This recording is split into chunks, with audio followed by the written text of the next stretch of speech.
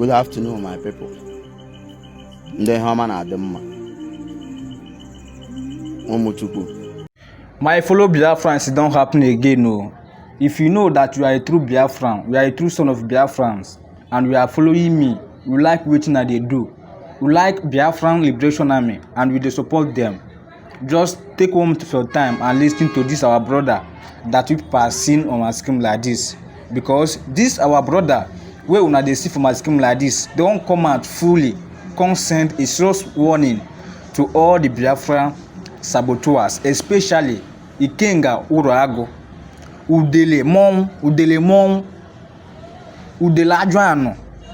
Don finally come out come send a serious warning to all of them.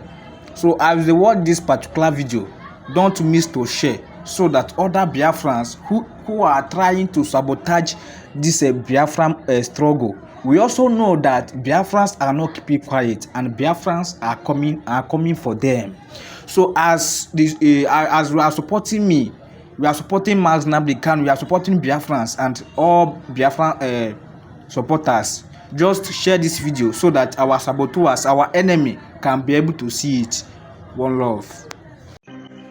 Good afternoon, my people. Ndị ọma na-adị mma. Ụmụchukwu. The reason why I will not make this video with English because of ndị Igbo nwokwu. Ọkwa mba na-achị n'olu. Ndị Yoruba sọ Yoruba, Hausa sọ Hausa. English is so English, ndị Igbo so English because okwu a na-ekwu na dem go still hear am. Yola. Nwa mmụọ emewule nwa mmadụ emewule nwa mmụọ. Mmiri atara azụ anwa. Ọchụ nwa ọkọ nwa ada nwa ọkọ nwa ọsọ. Ikenga Uroagu, Udele, Chief Priest, Ubana. Ndị niile filu na ha ga na-eshi ọnya ka ndị Igbo na-ada.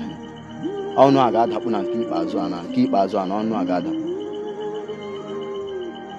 Asị m ajụgodi unu si enyi unu ego ebiri Maazị Nnamdi Kalu. Unu ga-ebitere ya the struggle. Ụda ebiri ego karịrị mkpa, akụ karịrị mkpa. O bitere ya in the struggle. Unu anụ onwe unu eji ego unu na-eji na-ebitere ya struggle. Unu kpatara ego unu ga-enyere ụmụ ogbenye aka na-eme ihe ndị dị mma.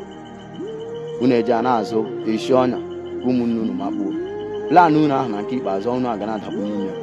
Ọnya niile ahụ unu shige na nke ikpeazụ ọnwa ahụ unu aga nke ikpeazụ. Udele were abịa ilu taa tii ya n'ọnụ gị ka ịhụ na ihe ọ daga n'ọnụ awụ ihe ọ tọga. Ugbu na ọ ka na-ada gị n'ọnụ. Time shall come mgbe ị ga-akọnfam na ọwụ ihe abịa ilu na-ada n'ọnụ ka ọ na-atọ.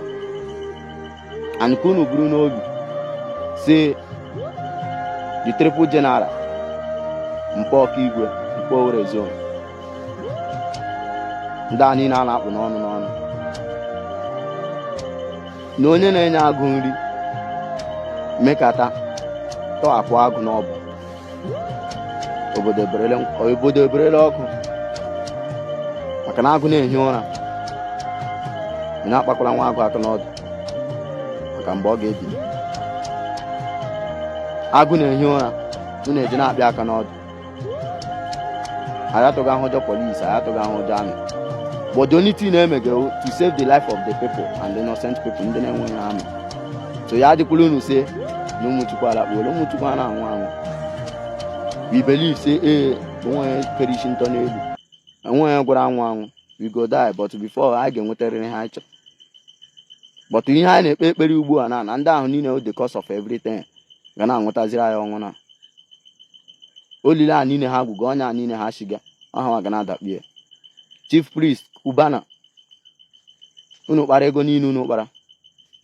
Ihe unu chọzi iji eme eri isi ụmụnne unu ka ego ahụ unu kpatara unu kwesịrị iji enyere ụmụ ogbenye aka ka ụmụ ogbenye werekwe the little one ha nwere ji na sacrifice on you people.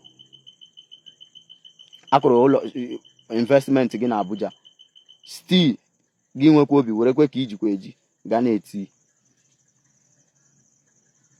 BLA na Very Dark Man emekọla ihe. BLA ayọ biko.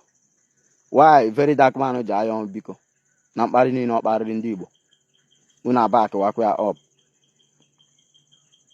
Ka awụzi mgbe a na-asị mmadụ mepee n'anya ike dị unu mechie n'anya mechichie n'ike bikos anyị nwa na onwe anyị enwezi ndị anyị chọrọ ka ha sọpọtụ anyị akarịgo egwu otu ọ dị mbụ awụzi otu ọ dị ugbu a so anyị atụgaghị ụjọ ndị mmanụ ihe atụgo ụjọ wụ the life of the people innocent people ihe na-eme ihe a gbasara maka na agụ na-ehi ụra onye metekwele ya n'ụra unu mekata ndị unu na-akpa aha tọhapụ agụ n'ọbụ maka Chineke bilọdụ chief priest Cubana udele Ikenga oru agụ enwe ebe ga-abụ unu n'ala Biafra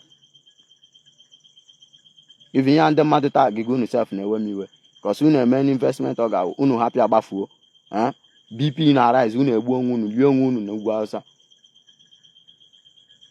chief priest rice niile ikere ndị Hausa na-arụ rice bọta ọgụ a na-azụ ya with high price na-ekekwu ya then ndị Hausa na-azụli rice ke ndị village ha ma onye ndị Igbo simenti ha wa na-arụ na-eresikwa ya oke ọnụ onye Hausa bịa ala Igbo 10 years 100 years ọ ga-azụ ala ma ọ fọgide ịrụ ụlọ bọta unu pụọ na azụ ọla 100 million unu gwaga ha na unu ji ego unu mechazi investment asị unu ngwa menụ ka ihe unu dere unu na mma unu agbụwa isi unu time agafere mgbe a na-ayọ mmanụ biko ọla make sure na before ga-emewe anything ị na-eme in this life na enwere ihe kara gị obi enwere ihe kara m obi onye nji ụgwọ ọwa ọnwụ bọta ọnwụ si m don't worry mgbe ọbụla m nwetara m kwụọ ya so aka nwere long life to go enwe onye m bụ n'obi mmadụ ebukwula m n'obi iburu m n'obi nwere problem Maazị Nnamdi Kanu ọwụ onye a na-eburu amụma prọfet elu onye go obodo oyibo lọta hụ ihe afọ a na-ata na Naịjirịa ya eji emewe buwa amụma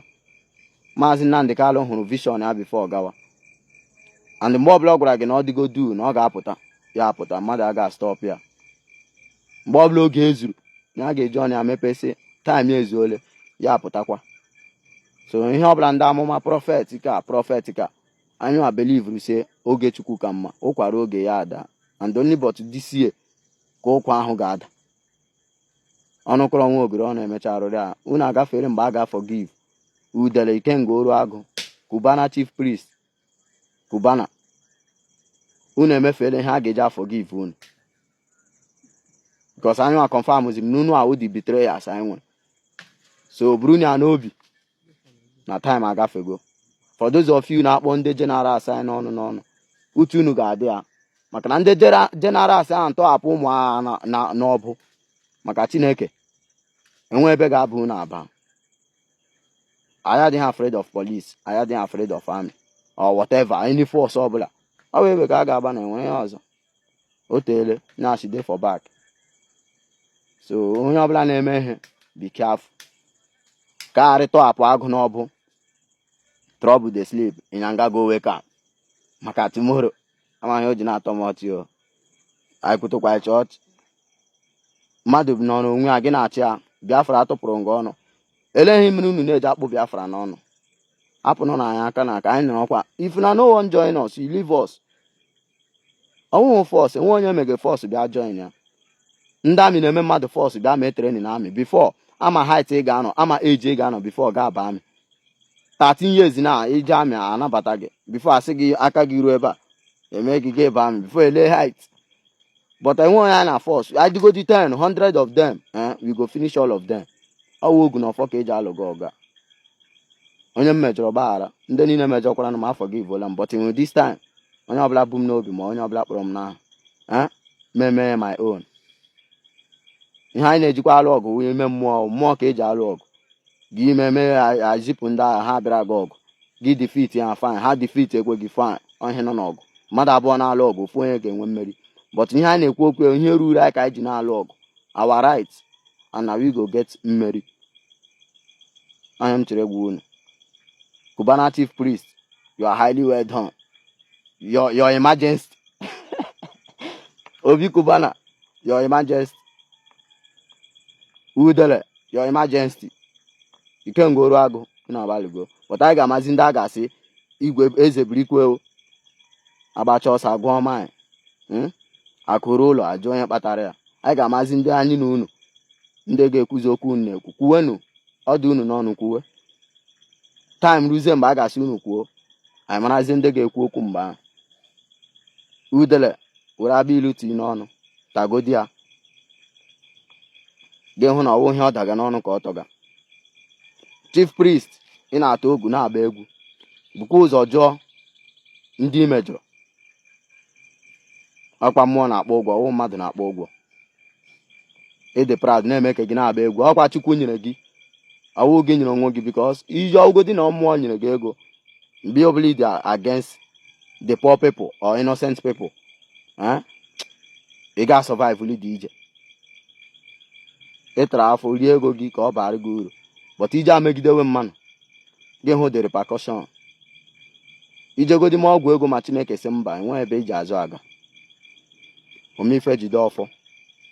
Biafra to the world, Biafra or nothing. You are not afraid of nne ọbụla, but rather mmadụ adịkwa mma imejọ onye na-enwe ihe o mere ya. Ebukwula onye na-ebu gị n'obi, iburu ya n'obi gaa survive.